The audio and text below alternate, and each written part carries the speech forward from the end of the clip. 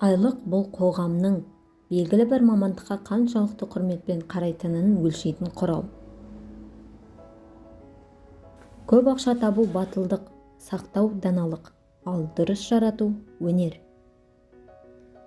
Ақшаң көбейген сайын саған қатысы жоқ, ақшадан басқа еш нәрсе байланыстырмайтын таныстарың көбейе бастайды.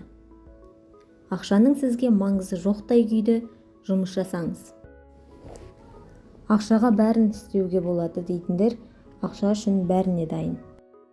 Абырой ақша секілді, табу қиын, жоғалту оңай. Бизнесте ақшаны не тәжірибені аласың? Тәжірибені таңда, ақша өзі келеді.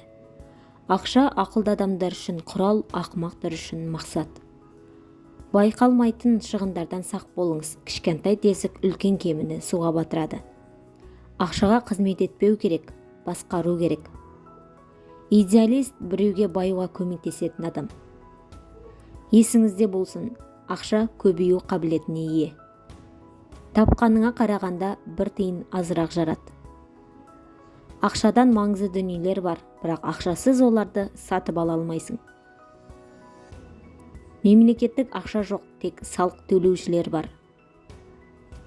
Егер сізде ақшамен шешілетіндей мәселе болса, онда сізде мәселе жоқ. Ақша жақсы қызметші, бірақ жаман қожайын. Ақша барлық жамандықтың басы деп айтып жатады.